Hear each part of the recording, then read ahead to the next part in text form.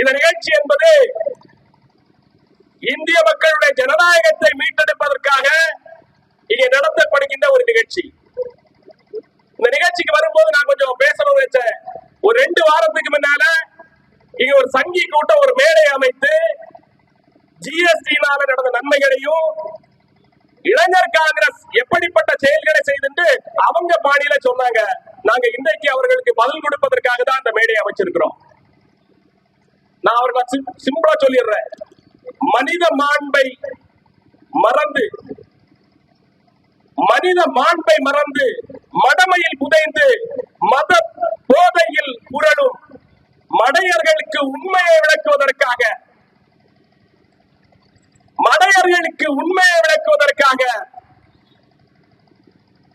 மாநில தலைவன் ராகுல் காந்தியினுடைய மர இளைஞர் படை நடத்துகின்ற மானுட அரசியல் விளக்க பொதுக்கூட்டத்திலே உங்களோடு உரையாற்றுவதில் மட்டிட்ட மகிழ்ச்சி அடைகிறேன். இதுக்கு மேல அவரை ஏதாவது சொல்லணுமா? மனித மாண்பு என்பது பாரதிய ஜனதா காரணம் கிடையாது.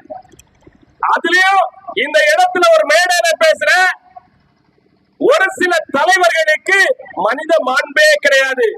அதுக்கு அடுத்த சொல்றேன், மடையர்கள் அவங்களுக்கு ஒன்றுமே தெரியாது.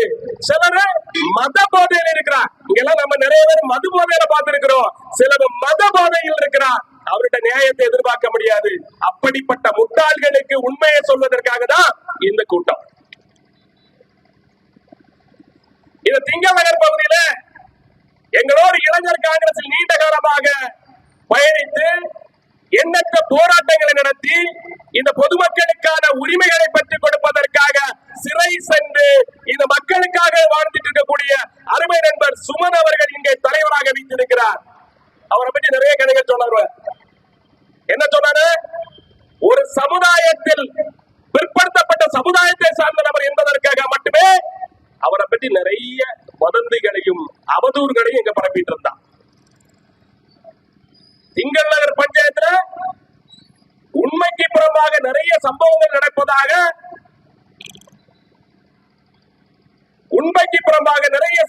நடைபெறுவதாக இங்க மேடையில கொக்கரிச்சிட்டு போறான். தம்பி அழகாக சொன்னா, ஒரு பாட்டுக்காரன் இங்க புதல்தான். அவன் பாட்டுக்காரன் இல்ல, பூட்டு முறிச்சான். அவனை நீங்க பாட்டுக்காரன் சொல்லி அவன் பூட்டு முறிச்சான். அவனுக்கு என்ன வேணும்? இந்த பேரூராட்சியில எங்கெல்லாம் அவன் வழி இல்லாத இடத்துல நிலங்களை பிரித்து விற்பதற்கு, சட்டத்துடைய விதிகளை மீறி நிலங்களை பிரித்து விற்பதற்கு அவன் தனியாகாரோ அங்கே எல்லாம் பிரசிடென்ட் போய் சாலை அமைத்து கொடுத்தா அவனுக்கு நல்லவன். மக்கள் பணத்தை வீணடிப்பதற்காக தலைவராக இங்கே வரவில்லை.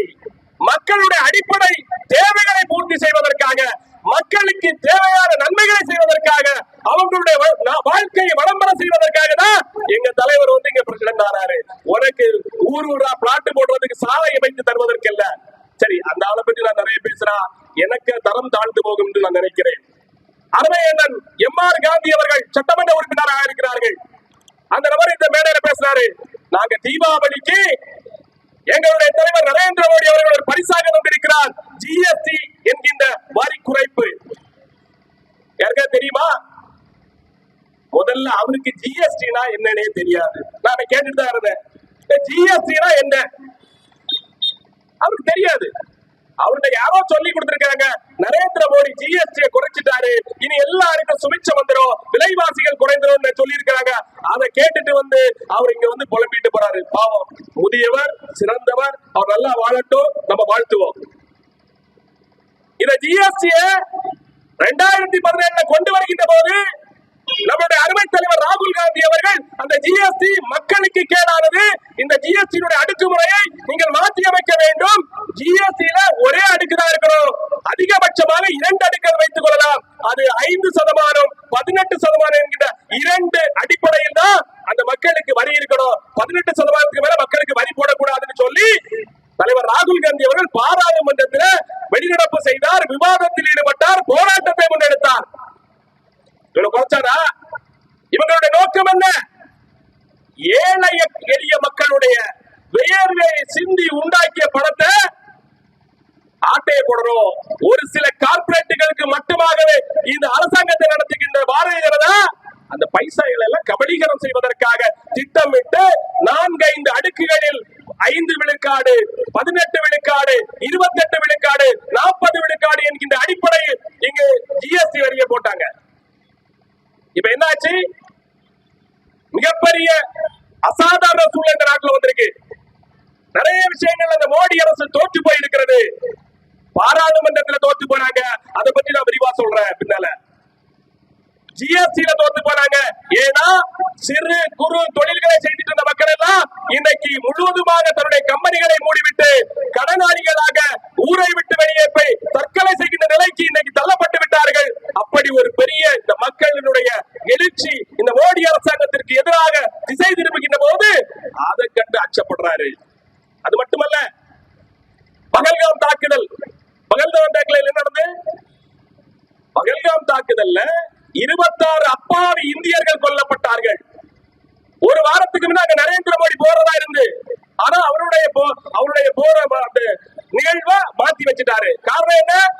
அங்க பாதுகாப்பு குறைபாடு இருக்குன்னு சொல்லி யாரோ உளவுத்துறை அவங்ககிட்ட சொன்னாங்களா, அதனால நரேந்திர மோடி அந்த பகுதிக்கு போகல. இந்தியாவுடைய ஏழை மக்கள் சுற்றுலா செல்வதற்காக அந்த பகுதிக்கு சென்றாங்க. இன்னைக்கு அவருடைய நிலைமை என்ன? 26 உயிர்கள் கொல்லப்பட்டது. எத்தனை கிலோமீட்டர்கள் உள்ள வந்து?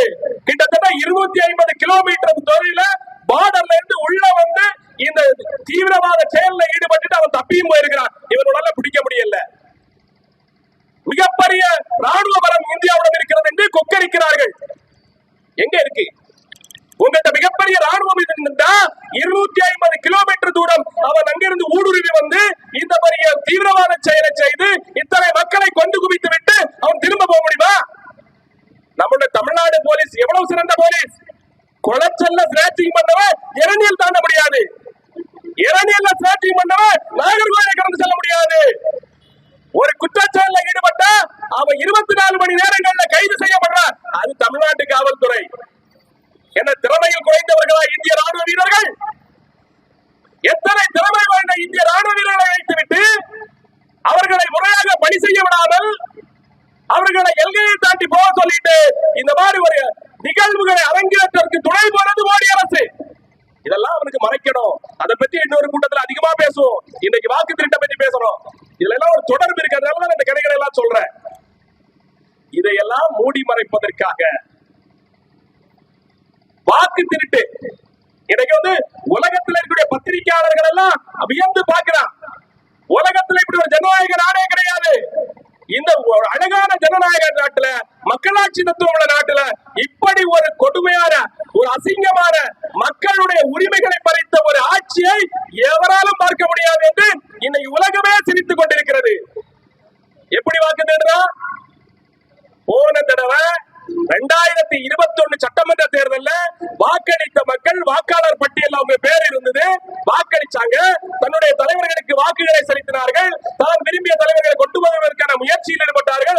அந்த வாக்காளர்களுக்கு 2026 தேர்தல்ல வாக்கு இல்லைன்னா எப்படி இருக்கும்? யார் அந்த வாக்கை திருடுவது? 2019 பாராளுமன்ற தேர்தல்ல கன்னியாகுமரி மாவட்டத்தில் வாக்களித்தவன் 2024 தேர்தல்ல வாக்களிக்க முடியல. என்னன்னு பார்த்தா வாக்காளர் பட்டியல்ல அவங்க பேர் இல்ல. நாம என்ன நினைச்சோம்? ஏதோ பிரிண்டிங் தவறு நடந்திருக்கும், இல்ல ஏதோ சரிபார்ப்புல இந்த தவறுகள் ஏற்பட்டிருக்க வாய்ப்பு இருக்கிறது என்று நாம நினைச்சிட்டு இருந்தோம். அடுத்து என்ன பண்ணிருக்கிறான்? பக்கத்து பூத்துல 252வது பூத்துல ரமேஷ் என்பவர் இருக்கிறார். 290வது பூத்துல இருக்கிறார். 18வது பூத்துல இருக்கிறார். அதையும் நம்ம என்ன நினைச்சோம்னா, சரி ஏதோ கவனக்குறைவு, அவங்க பிரிண்டிங் மிஸ்டேக், அதனால இது சரியா வரலன்னு நினைச்சோம். ஆனா அவன் தெளிவா இருந்தான். 2015க்கு முன்பு வரைக்கும் தேர்தல் விதிமுறை என்பது வேறு. 2013க்கு முன்ன வரைக்கும் ஒரு தேர்தலுக்கு தன்னுடைய 18 வயது நிரம்பிய உடனே தன்னை வந்து தேர்தல் ஆணையத்தில் வாக்காளராக பதிவு செய்கின்ற போது நமக்கு ஒரு 2015 வரைக்கும் ஒரு படிவம் வரும். இந்த ஆன்லைன்ல போய் நம்ம அந்த படிவத்தை டவுன்லோட் செய்து பதிவிறக்கம் செய்து அது நம்மளுடைய தகவல்களை எல்லாம், வயது என்ன, அந்த வயதுக்காக என்ன சான்றை நாம வந்து அதுக்கு வைத்திருக்கிறோம், அடுத்து நம்ம அப்பா பேர் என்ன, நம்ம எந்த இடத்துல வசிக்கிறோம், எந்த பூத்தில் வசிக்கிறோம், எல்லா தகவல்களையும் அதில் தொகுத்து அந்த ஆன்லைன்ல பதிவிறக்கம் செய்யப்பட்ட அந்த படிவத்தை தேர்தல் அதிகாரி கிட்ட நம்மளுடைய பூத் ஏஜென்ட் கொடுத்து அவங்க அதை சரி பார்த்து அதை அவங்க அப்லோட் பண்ணுவாங்க. நாம டைரக்டா அப்லோட் பண்ண முடியாது. புரிஞ்சிருக்கும்னு நினைக்கிறேன். ஒரு படிவத்தில் நம்ம 6ஆம் நம்பர் ஃபார்ம் எடுத்து புதிய வாக்காளரை நம்ம பதிவு செய்கின்ற போது அந்த 6ஆம் நம்பர் ஃபார்ம் தேர்தல் ஆணையத்தினுடைய வெப்சைட்ல இருந்து நம்ம பதிவிறக்கம் செய்யலாம். ஆனா நம்ம அப்லோட் பண்ண முடியாது. அதை யார்கிட்ட கொடுக்கணும்? மாவட்ட தேர்தல் அதிகாரிகிட்ட கொடுக்கணும். அல்லனா நம்மளுடைய பூத் ஏஜென்ட்டை கொடுத்து அவர் கொண்டு கொடுத்து அதை சரி பார்த்து சமர்ப்பித்து நமக்கு வாக்கை தருவார். இதுதான் நடைமுறை. 2015 முறை எப்படி தெரியுமா? நீங்க உங்களுடைய வாக்காளர் படிவத்தை ஒரு வாக்கு நீங்க புதுசா சேரணும்னா 18 வயசு நிரம்பிய உங்களுடைய மகன் வாக்காளராக தன்னை சேர்த்துக் கொள்ளணும்னா அந்த வெப்சைட்ல போய் தேர்தல் ஆணையத்தினுடைய வெப்சைட்ல போய் அந்த ஃபார்மை பதிவிறக்கம் செய்யலாம். அதுல உங்களுடைய டேட்டாஸ், உங்களுடைய தகவல்களை நீங்கள் எல்லாம் சேர்க்கலாம். சேர்த்துட்டு நீங்களாகவே அப்லோட் பண்ணிக்கலாம். சரி, அதுவும் பரவாயில்ல. தொழில்நுட்பம் நிறைந்த நாடு இது. தொழில்நுட்பத்துல எவ்வளவு வளர்ந்துட்டோம். நம்ம அதை அப்லோட் பண்றதுல எந்த தவறும் நடக்காது நம்ம நினைச்சிட்டு இருப்போம். என்ன நடந்தது? உங்களுக்கு ஆதார் கார்டு நீங்க ஒரு ஆவணமா என்ன வச்சிருக்கீங்களா இல்லையா? எங்க போனாலும் என்ன கேக்குறா? ஆதார் கார்டு இருக்கான்னு கேக்குறா. எங்க போனாலும் ஆதார் கார்டு இருக்கான்னு கேக்குறா. அந்த ஆதார் கார்டுல உங்களுடைய மொபைல் நம்பரை, உங்களுடைய கைபேசி எண்ணை பதிச்சிருப்பான். நீங்க ஆதார் கார்டுல ஒரு பேரை மாற்றணும், ஒரு இன்சியலை மாத்தணும்னா என்ன செய்யணும்? நம்ம இ-சேவை மையத்துல போவோம். என்னுடைய ஆதார் கார்டுல என்னுடைய பேர் மாற்றப்பட்டிருக்கு, அதை திருத்தம் செய்யணும் நம்ம கொடுத்தா அவன் என்ன பண்ணுவா? அதை நம்ம தகவல்களை பதிவு செய்துட்டு உங்களுடைய மொபைல் நம்பருக்கு நீங்கள் கையிலே வைச்சிருக்கக்கூடிய அலைபேசிக்கு ஒரு ஓடிபி வரும். அந்த நம்பரை சொல்லுங்க, அப்பதான் அது உள்ள போகும்னு சொல்லுவானா சொல்ல மாட்டாரா? அப்படி ஒரு பாதுகாப்பு இருந்தது.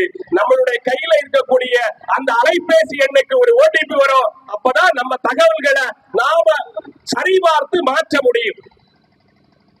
அப்படிதான் வச்சிருந்தாங்க. இவங்க என்ன பண்றாங்க? அதுக்குள்ள ஒரு ஓட்டையை வச்சுட்டான்.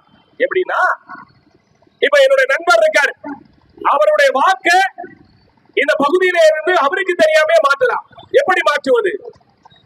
இந்த 6ஆம் நம்பர் ஃபார்ம் இல்ல வேண்டாம், 7ஆம் நம்பர் ஃபார்ம், அந்த 7ஆம் நம்பர் ஃபார்ம் பதிவிறக்கம் செய்து தன்னுடைய தகவல்களை அதுல திருத்தம் செய்வதற்காகவோ ஏதோ ஒரு மாற்றம் செய்வதற்கு அந்த ஃபார்மை பதிவிறக்கம் செய்து அவர் அதுல தகவல்களை சொல்றாரு. தொடும்போது என்ன சொல்றாரு? அந்த இப்போ சுதாக்கா இருக்காங்க, சுதாக்காவுக்கு வாக்காளர் அட்டைக்குள்ள இன்னொருத்தர் ஊடுருவாரு. எப்படி ஊடுருவாரு? இந்த சுதாக்காவுங்க பாரதிய ஜனதாவுக்கு வாக்களிக்க மாட்டார்கள் என்பதை தெரிந்து கொண்ட இங்க இருக்கக்கூடிய பாரதிய ஜனதாவுடைய ஒரு சங்கி என்ன பண்றாரு? அவங்களுடைய அந்த ஓட்டர் ஐடியில இருக்கக்கூடிய நம்பரை முதல்ல எடுத்துருவான். அது ஏன்னா எல்லார்ட்டையும் கிடைக்கும். வாக்காளர் நம்ம பட்டியல் நம்ம கேட்டா எலெக்ஷன் நேரத்தில் கிடைக்கும். அந்த பட்டியல்ல இருந்து சுதா அவர்களுடைய வாக்காளர் எண்ணை எடுத்து அவன் அதுல பதிவு பண்ணி அதுக்கு உள்ள போகும்போது அதுக்கு மொபைல் நம்பர் கேட்கும். இவன் என்ன பண்றான்? இந்த மொபைல் நம்பர் அவங்களுக்கு தெரியாமலே வேறு ஒரு மொபைல் நம்பரை அந்த சுதா கார்டுக்கு நம்பராக பதிவு செய்கிறான். அதுக்கு ஒரு வாய்ப்பு கொடுத்துட்டான் தேர்தல் ஆணையம். திருட அவன் எப்படி திருடணும் ஒரு வழி வச்சிருக்கிறான். அந்த திருட்டுதான் அவர்களுடைய நம்பரை அவர்களுக்கு தெரியாமலே அவர்களுடைய வாக்காளர் அட்டை ஆதார் கார்டுல பதிவு செய்வதற்கான வாய்ப்பை கொடுத்துட்டான். அது மாதிரி அந்த கள்ள என்ன பண்றான், சங்கி என்ன பண்றான்? அவங்க வெப்சைட்டுக்குள்ள போய் அவங்களுடைய தேர்தல் ஆணைய அந்த ப்ரொஃபைலுக்குள்ள போய் அவனுங்க நம்பரை பதிவு செய்துக்கிட்டு இவங்க ஓட்டரை இவங்க இடம்பெயர்ந்து போயிட்டாங்க, அதனால நான் மாறுறேன்னு சொல்லி அவனே ஒரு அப்பாலி லெட்டரை கொடுத்து ஆட்டோமேட்டிக்கா அந்த போட்டை ரத்து செய்திடறான். இப்ப என்ன ஆகும்? கை சின்னத்துக்கு பதிவாகக்கூடிய ஒரு ஓட்டு இன்னைக்கு பாரதிய ஜனதாவால திருடப்பட்டிருக்குன்னு அர்த்தம். அந்த தேர்தல்ல 2024 தேர்தல்ல அவர்களுக்கு வாக்கு இருந்திருந்தால் அந்த வாக்கை கை சின்னத்திற்கு பதிவு செய்திருப்பார்கள். ஆனா என்ன செய்துட்டா? முன்கூட்டியே திட்டமிட்டு அவங்க நம்பரை மாத்தி அவங்களுடைய ஓட்டை திருடிட்டான். இப்ப அவங்க வாக்களிக்க முடியாம இருக்கிறாங்க. அவங்களும் அதை பெருசா பொருட்படுத்த மாட்டாங்க. ஏன்னா என்னுடைய வாக்குரிமை இந்த தடவை எப்படியோ தவறி போச்சு, நான் அடுத்த தடவை சரி பண்ணிக்கலாம் நினைச்சிட்டு அவங்க இருந்துருவாங்க. இது ஒரு முறை. நம்ம கிட்டத்தட்ட ஒரு 2-3 தேர்தல்ல ஒரு சம்பவத்தை பார்த்துட்டு இருந்தோம். என்ன இருந்தோம்? எந்த ஓட்டி மிஷின்லயோ இவிஎம் மிஷின்லயோ பட்டன் அமுக்குனா பாரதிய ஜனதா சிம்பல் தான் வருது. கை சின்னத்துக்கு பட்டன் அமுக்குனா பாரதிய ஜனதாவுக்கு வாக்களிக்குது. ரெட்டை இலை சின்னத்துல பட்டன் அமுக்குனா அது பூவாவே உள்ளது. இப்படி நம்ம புகார் சொல்லிட்டு இருந்தோம். அவன் நம்மகிட்ட இதெல்லாம் காட்டிட்டு அது ஒரு வழிமுறை தான், அதெல்லாம் செய்தான். அதை செய்துட்டு இப்ப இதெல்லாம் இவங்க கண்டுபிடிச்சிட்டா, இவிஎம் ஹேக் பண்ண கண்டுபிடிச்சிட்டா. இதற்கு அடுத்தபடியாக இதனுடைய மேல் தட்டாக இதை எப்படி மீண்டும் திருடுவது என்பதை கண்டுபிடிப்பதற்காக ஒரு வேலையை செய்ய திட்டமிட்டான். இந்தியா முழுக்க பறைசாற்றினான். நாங்கள் தொடர்ந்து பிரதம அமைச்சர்களாக இருப்போம்.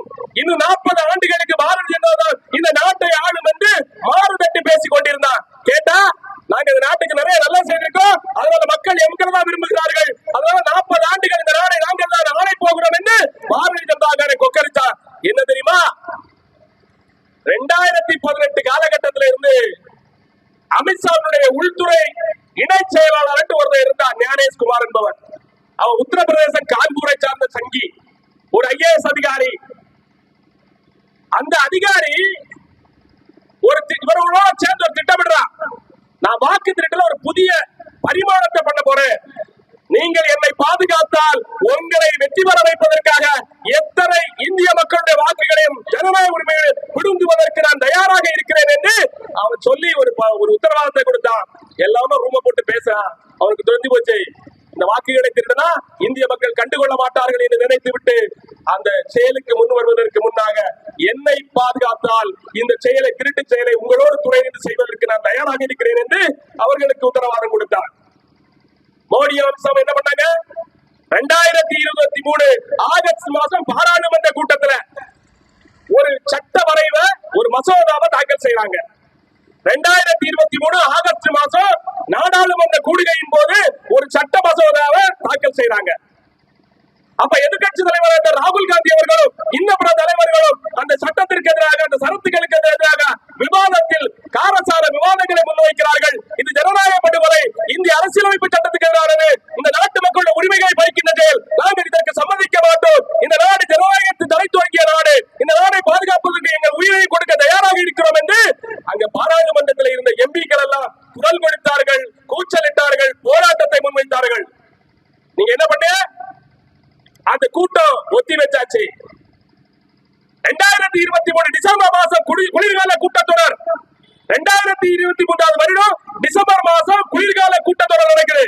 அந்த கூட்டத்தொடர்ல இந்த மசோதாவை மீண்டும் விவாதத்திற்கு எடுக்கிறார்கள். தலைவர் ராகுல் காந்தி அவர்கள் எதிர்குரல் கொடுக்கிறார். கற்றறிந்த வல்லுநர்கள் எல்லாம் இது சட்டம் ஏழை மக்களுடைய உரிமையை பிடிக்கிற சட்டம், இதை அனுமதிக்க மாட்டோம் என்று விவாதத்தில் ஈடுபடுகிறார்கள்.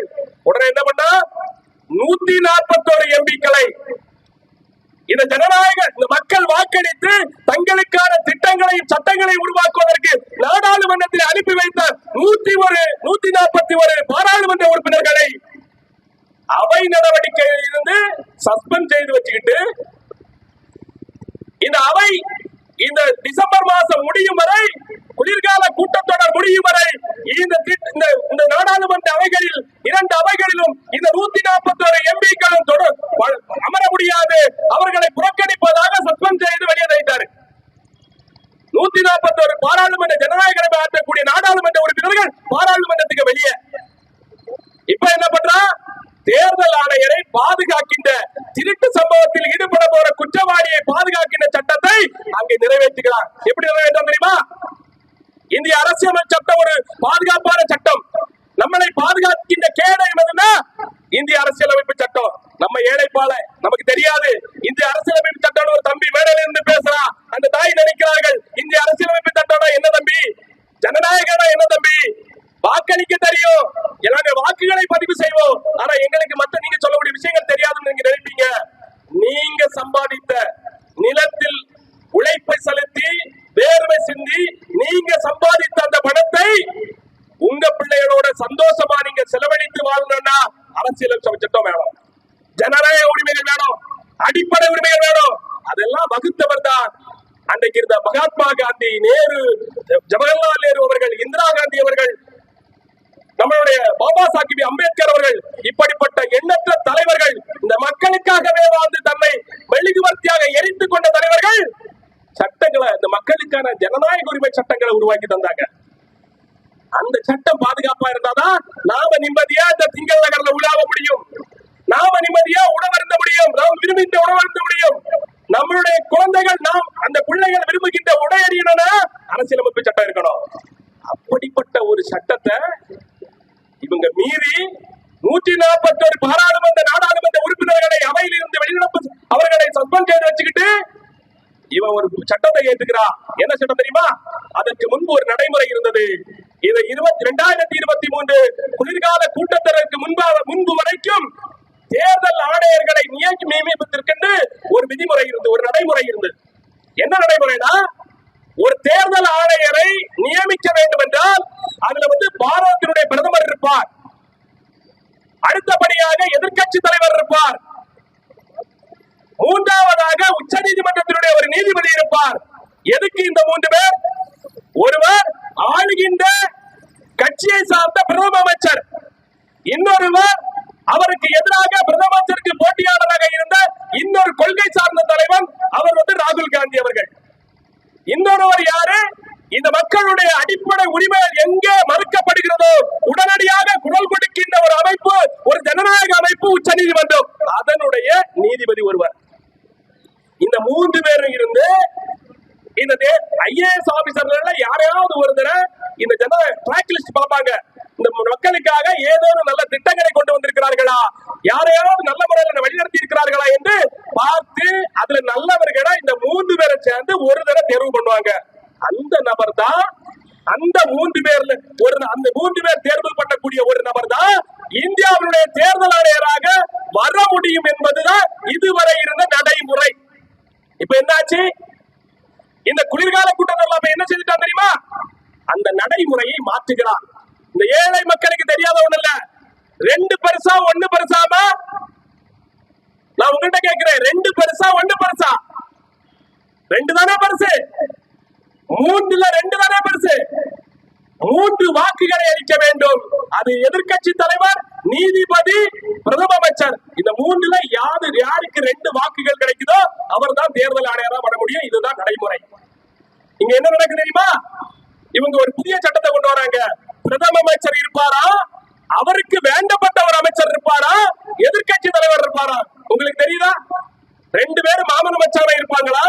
சும்மா நான் உதாரணத்துக்கே சொல்றேன். மோடியும் அமித்ஷாவும் இருப்பார்களா? எதிர்த்தரப்புல ராகுல் காந்தி இருப்பாரா? ராகுல் காந்தி சொன்னா எடுபடுமா?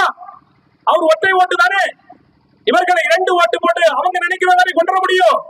அப்படி இருவர்கள் அவர்களுக்கு சாதமானவர்களை நியமித்து அந்த இரட்டை வாக்கை பெற்று ஒரு தேர்தல் அதிகாரியை உற்பத்தி செய்யலான்னு ஒரு சட்டத்தை கொண்டு வந்துட்டான். அது மட்டுமா? சரி, தேர்தல் நடைமுறையில நீ ஒரு ஜனநாயக படுகொலை செய்தாச்சு, மக்களுக்கு பார்த்தாலே தெரியுது. 2 பேரு பிரதம அமைச்சரும் அவரோட சார்ந்த ஒரு நண்பரும் இருப்பாருன்னா ஆட்டோமேட்டிக்கா அவன் யாரை நினைக்கிறானோ அவன் தான் வர முடியும். அது எல்லாருக்கும் தெரிஞ்சது. அடுத்தது என்ன பண்றா? தேர்தல் ஆணையர் தன்னுடைய தேர்தல் ஆணையராக இருக்கின்ற காலத்தில் ஏதேனும் தவறுகளை தேர்தல் சம்பந்தமாக இல்ல இந்த மக்களுக்கு ஜனநாயக உரிமைகளை பறித்தால், தவறுகளை செய்தால் அவர் மீது உச்ச நீதிமன்றம் நடவடிக்கை எடுக்க முடியாது, வழக்கு பதிவு செய்ய முடியாது. எப்போ வரைக்கும்? தேர்தல் ஆணையர் அவர் இருக்கிற வரைக்கும் கிடையாது, அவருடைய வாழ்நாள் வரைக்கும் தேர்தல் ஆணையராக இருந்து தவறை செய்துவிட்டு அதற்கு பிறகு அவருக்கு ரிட்டையர்ட் வரும் இல்ல, வயது மூர்ப்பின் காரணமாக பணியிலிருந்து அவருக்கு விடுப்பு கிடைக்கும். ரிட்டையர்ட் ஆன பிறகு அவர் சாகுறது வரைக்கும் அவர் மீது எந்த சட்ட நடவடிக்கை எடுக்க முடியாது, யாருமே கேள்வி கேட்க முடியாது. அது உச்ச நீதிமன்றமாக இருந்தாலும் சரி, பிரதம அமைச்சராக இருந்தாலும் சரி, குடியரசுத் தலைவராக இருந்தாலும் சரி, உங்களை போல இந்த ஜனநாயகத்தினுடைய முதலாளிகளாக இருக்கக்கூடிய ஏழை மக்களாக இருந்தாலும் சரி, யார்கிட்ட என்ன கேட்க முடியாது? அவர்கள்ட்ட போய் நியாயம் கேட்க முடியாது. அவர் எது செய்தாரோ அதுதான் சரி. அப்படி என்கின்ற ஒரு சட்டத்தை, ஒரு குற்ற சங்கத்தை, ஒரு தவறு செய்கின்ற குற்றம் செய்கின்ற ஒரு சங்கத்தை நாடாளுமன்றத்தில் நிறைவேற்றியவர்கள் தான் இந்த மோடி அமித்ஷா கூட்டம். இங்க நின்று எம்.ஆர். காந்தி சொல்றாரு மக்களுக்கான இயக்கம் பாரதிய ஜனதா. கொஞ்சம் யோசிச்சு பாருங்க. நமக்கு ஒன்னே ஒண்ணுதான் இருக்கு. நம்ம காலையில எழும்பி மாலை வரை உழைத்து உறங்க நேரம் இல்லாம, முழுமையை பசியாற முடியாம, நாம நினைக்கின்ற ஆடைகளை அணிய முடியாம எவ்வளவு கஷ்டப்படுறோம். நம்ம பிள்ளைய கட்டி கொடுக்க எவ்வளவு கஷ்டப்படுறோம், பிள்ளைகளை படிக்க வைக்கிறது எவ்வளவு கஷ்டப்படுறோம். இந்த மக்களுக்கு ஒரே ஒரு உரிமை தான் உண்டு. என்னை போன்றவர்களாக இருந்தாலும் சரி, இந்த சமுதாயத்தில் இருக்கக்கூடிய மக்கள் பிரதிநிதியாக இருக்கக்கூடிய எம்எல்ஏ இருந்தாலும் சரி, எம்பியா இருந்தாலும் சரி, உங்களை தேடி வர்றது என்னைக்கு தேர்தல் வருகிறதோ, ஐயா எனக்கு ஒரு ஓட்டு தாருங்கன்னு தான் உங்களை தேடி வருவான். அது நானாக இருந்தாலும் சரி, நாளைக்கு நான் இந்த உங்களை தேடி வருவேன், எனக்கு ஒரு வாக்குகளை தாருங்கள், உங்களுக்காக நான் உழைப்பதற்கு தயாராக இருக்கிறேன் என்று நான் என்னை போன்றவர்கள், சுமனை போன்றவர்கள், ஜேக்கபை போன்றவர்கள் உங்கள் இல்லம் தேடி வருவோம். எப்ப வருவோம்? உங்களுடைய வாக்குகளை பெறுவதற்கு. அடுத்தது நாங்க ஜெயிக்க பெற்ற பிறகு, வெற்றி பெற்ற பிறகு உங்களுக்கான மக்களாக, மக்களுக்கான தலைவராக உங்களை சிந்தித்து உங்களுடைய வாழ்வியலை பெருக்குவதற்காக, உங்கள் பிள்ளைகள் அதிகமாக படிப்பதற்காக, வேலை வாய்ப்பை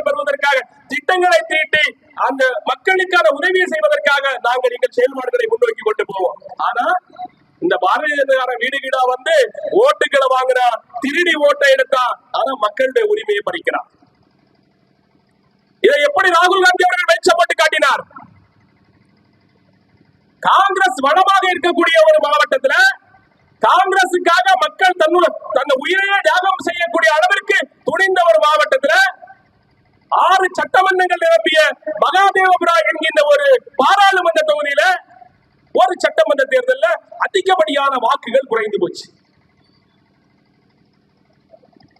இது பெரிய சந்தேகத்தை காங்கிரஸ் தலைவர்கள் மத்தியில் மிகப்பெரிய சந்தேகத்தை எழுப்பியது. எப்படி இந்த வாக்குகள் நமக்கு இந்த தொகுதியில குறைந்தது? கடந்த தேர்தலில் அதிகமான வாக்குகளை பெற்றோம், இந்த தேர்தல் இந்த தொகுதியில மட்டும் எப்படி 1 லட்சத்துக்கும் அதிகமான வாக்குகளை நாம் இழந்தோம் என்று அவர்கள் ஆய்வு செய்ய ஆரம்பித்தார்கள். அப்பதான் கண்டுபிடிச்சா அழகாக தம்பி சொன்னா 10க்கு 10 ரூம் நம்ம எல்லாருக்கும் தெரியும். ஏன்னா நம்ம எல்லாம் ஏழைகள் தான். அதிகமான மக்கள் 8க்கு 10 10க்கு 10 ரூம்ல தான் நம்ம வாழ்ந்துட்டு இருக்கிறோம். நம்ம வீட்டுல நம்முடைய பெட்ரூம் 10க்கு 10 தான் இருக்கும், அல்லனா 8க்கு 10 இருக்கும். நம்ம அந்த வீட்டுல தான் வாழ்றோம். உங்களுக்கு எல்லாருக்கும் தெரியும் எத்தனை பேர் அந்த வீட்டுல வாழ முடியும், அந்த ரூம்ல எத்தனை பேர் படுக்க முடியும். அதிகபட்சமா ஒரு தாய் ஒரு தந்தை 2 குழந்தைகளை படுக்க வச்சா அந்த ரூம் முடிச்சு. அந்த ரூம்ல வேற யாரும் படுக்க முடியுமா? முடியாது. ஆனா நரேந்திர மோடியினுடைய வாக்காளர் பட்டியல்ல 8க்கு 10 ரூம்ல 100 சதுர அடி கொண்ட ஒரு கட்டிடத்துக்குள்ள 80 வாக்காளர்கள் இருந்திருக்க. நல்லா புரிஞ்சுக்கொள்ளுங்க, 80 வாக்காளர்கள், குழந்தைகள் இல்ல. ஒரு 10க்கு 10 ரூம்ல 80 பேர் வாக்காளரா இருந்திருக்கான். அவன் அவ்வளவு பேரும் 18 வயசுக்கு மேல உள்ளவன். இறந்த பிணத்தை கூட 10க்கு 10 ரூம்ல அடிக்க முடியாது. 80 ஒரு இறந்து போன பிணங்கள் அடுக்கிறா கூட 10க்கு 10 ரூம்ல 100 சதுர அடியில 80 பேர் அடிக்க முடியாது. ஆனா இவருடைய வாக்காளர் பட்டியல்ல 80 பேர் வந்திருக்கா. சரி, அந்த வீட்டுல போவோம், அங்க தேடி போவோம். எந்த 80 பேர் அங்க இருந்தாங்கன்னு தேடி போனா அந்த ஹவுஸ் ஓனர்கிட்ட இந்த ரூம்ல இந்த வீட்டுல யார் வசிக்கிறான்னு கேட்டா அப்பப்ப யாராவது வருவாங்க போவாங்க, நான் வாடகை கொடுத்து வச்சிருக்கேன் அப்படின்னு அந்த வீடுடைய உடைவாசல் சொல்றாரு.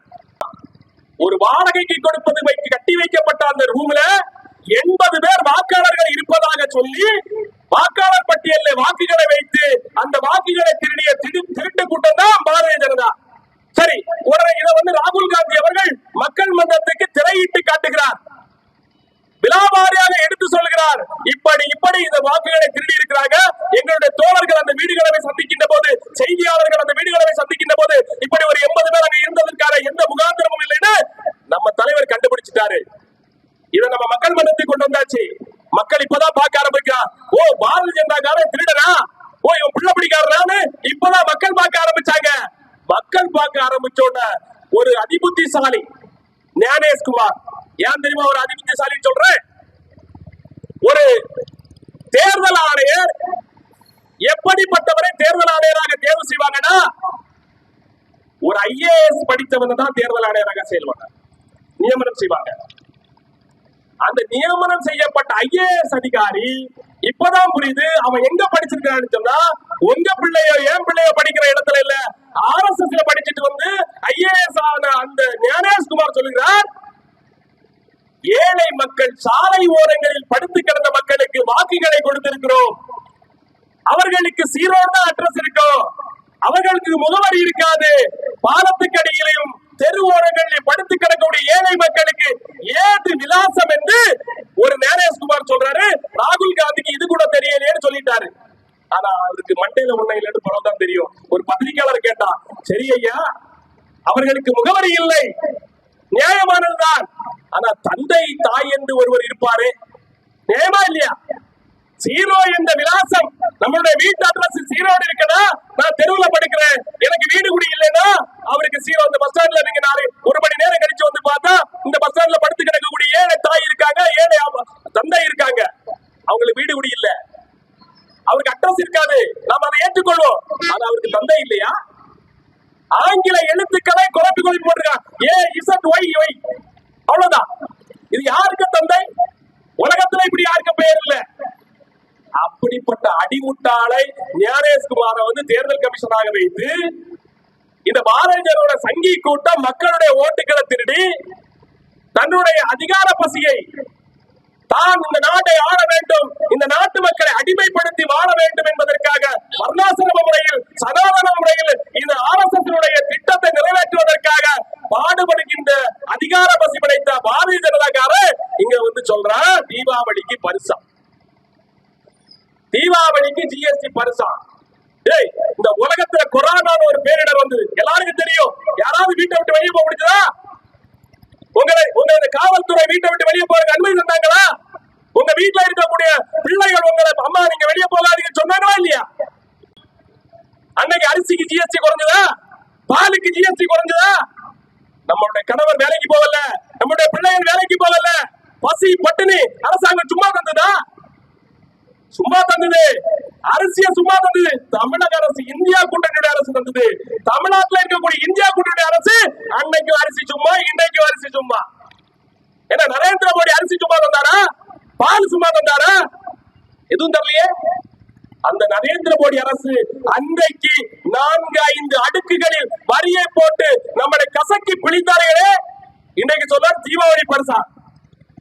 ஐசியூல போன பிறகு, ஐசியூ தெரியுமா, அவசர சிகிச்சை பிரிவுக்குள்ள போன பிறகு அவன்கிட்ட ஆப்பிளை கொண்டு சாப்பிடுறாங்க, சாப்பிட முடியும் ஐயா? அவன் குளுக்கோஸ் ட்ரிப் தான் சாப்பிட முடியும், கண்ணு திறந்து பார்க்க முடியாது. இன்ஜெக்ஷன்ல வாழக்கூடியவரை இவன் ஆப்பிளை கொண்டு வச்சு சாப்பிட சாப்பிட முடியுமா? ஏன் ஜிஎஸ்டி குறைச்ச? எதற்காக ஜிஎஸ்டி குறைத்தீர்கள்? 2 விஷயங்கள் இருக்கிறது. நரேந்திர மோடி என்கின்ற பொய்யர் இந்த தேசத்தை, மக்களை தவறாக வழிநடத்தி மதத்தின் பேரால், ஜாதியின் பேரால், இனத்தின் பேரால், பாலியல் பாகுபாடுனால இந்த மக்களை பிரிச்சாண்ட நரேந்திர மோடி அவன் அறிவற்றவனானால பல்வேறு செயல்பாடுகளால தன்னை தோற்கடிக்கப்பட்டார். மக்கள் புரட்சி செய்வதற்கு முன்னாக மக்களுடைய மனங்களை நக்குவதற்காக, மக்களுடைய கால்களை நக்குவதற்காக இன்னைக்கு ஜிஎஸ்டிய குறைச்சிருக்கிறார். இது யாருக்கு வெற்றி? இது யாருடைய வெற்றி? 2014 பாராளுமன்றத்தில், நாடாளுமன்றத்தில் எங்கள் தலைவர் ராகுல் காந்தி அவர்களும் இன்னும் இந்தியா கூட்டணி தலைவர்களும் போராடினார்களே, ஜிஎஸ்டி 4 அடுக்கு இருக்கக்கூடாது, 5 அடுக்கு